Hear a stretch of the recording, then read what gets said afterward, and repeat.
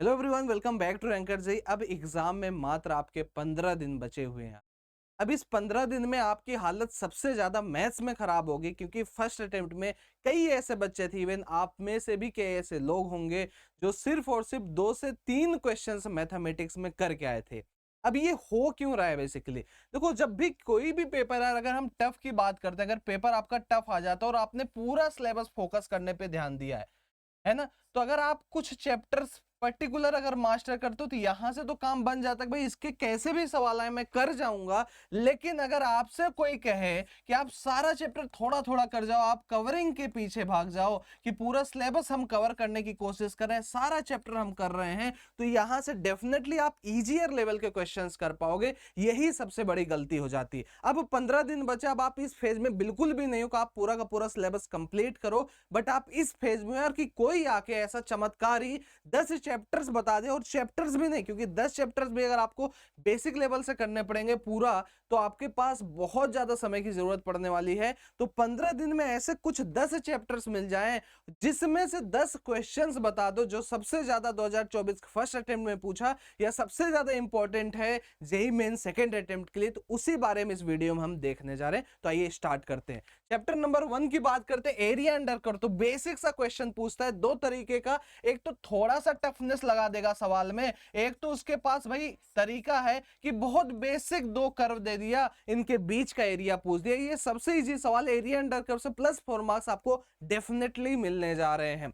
Binomial theorem में सबसे ज्यादा पैटर्न पे ये वाला सवाल 2 2 3 3 मल्टीपल दे देगा और फिर कोफिशिएंट की बात करेगा, तो ये वाला सवाल जरूर करके जाना। इसके साथ ही साथ मैं आपको एक और क्वेश्चन बता देता हूं जो रिमाइंडर फाइंड करते हैं, जैसे 2 के पावर कुछ दे दिया पावर में, देन डिवाइडेड बाई 3 कर दिया, तो आपको उसका रिमाइंडर बताना है। तो ये वाला क्वेश्चन भी आपको डेफिनेटली करके जाना है। प्रॉपर्टी ऑफ बाइनोमियल कोफिशिएंट हटा दिया गया, बट हालांकि फिर भी जेई ने 1 2 सवाल पूछा था, बट आप उस पर फोकस बिल्कुल भी मत करो। चैप्टर नंबर 3 की बात करते हैं, कॉन्टिन्यूटी एंड डिफरेंशियबिलिटी। बेसिक सा सवाल अगर पूछ दिया तो काम हो जाएगा। इसमें सिर्फ और सिर्फ आपको कॉन्टिन्यूटी डिफरेंशियबिलिटी चेक करनी होती है, जो कि काफी आसान है। आपको simply left hand derivative, right hand derivative check करना जब डिफरेंशियबिलिटी की बात करते हैं। और जब हम कॉन्टिन्यूटी की बात करते हैं, एलएचएल आरएचएल, और उस पॉइंट पे फंक्शन की वैल्यू बराबर कर दिया, आंसर आ गया, तो इस टाइप के क्वेश्चंस इजीली हो जाते हैं। चैप्टर नंबर 4 की बात करते हैं, डिटर्मिनेंट्स में सबसे ज्यादा पूछा जाने वाला जो topic, that is Cramer's rule. But अगर आप कुछ और भी करना चाहते हो, चूंकि प्रॉपर्टी ऑफ एडजॉइंट हटा दिया गया था, बट फिर भी उन्होंने कुछ क्वेश्चंस पूछे हैं, तो आप डेफिनेटली उसे भी कर सकते हैं।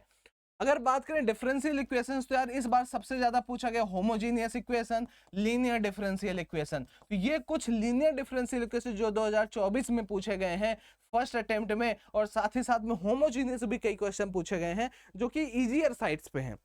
अगर आपने डिफरेंशियल इक्वेशन किया कर लिया है, और चूंकि चैप्टर भी बहुत ज्यादा बड़ा नहीं है, तो डेफिनेटली आप डी को अच्छा कर सकते हो। 2 ही 3 फॉर्मेट से आप अच्छा कर पाओगे।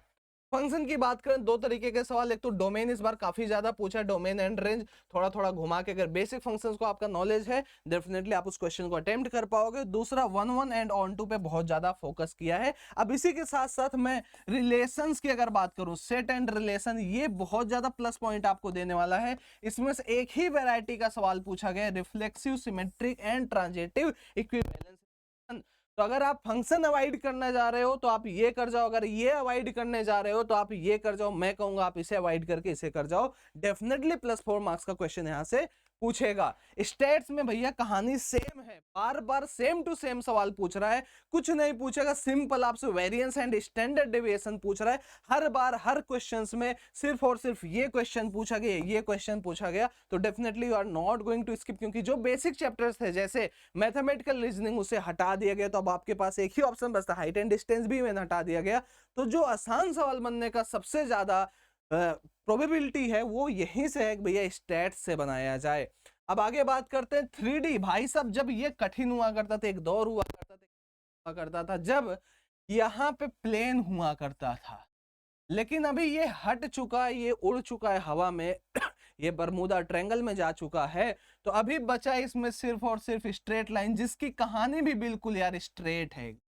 तो स्ट्रेट तरीके से सिर्फ और सिर्फ 2-3 फॉर्मूले याद करते हैं। शॉर्टेज डिस्टेंस, जैसा कि ये 2 सवाल आपको दिख रहा है, या तो आपसे पूछा जा सकता है भाई साहब reflection of point in A line, तो ये चीज आपसे पूछी जा सकती है, इसे तो बिल्कुल स्किप नहीं करके जाना। और इसी का भाई वेक्टर, वेक्टर में भी जो चीजें कॉम्प्लेक्स थी दैट वाज ट्रिपल प्रोडक्ट, उसे भी हटा दिया गया। आपके लिए बहुत खुशी की बात है, अब simple dot product, simple cross product पे आपसे कुछ ऐसे सवाल पूछे जाएंगे जिससे आप डेफिनेटली बहुत आसानी से कर सकते हैं। तो यार ये थी उन चैप्टर्स की लिस्ट जो आप 15 दिनों में फॉलो करने जा रहे हो, और डेफिनेटली इन 10 चैप्टर से, इन टॉपिक से आपको 40 प्लस मार्क्स मिलने जा रहे हैं।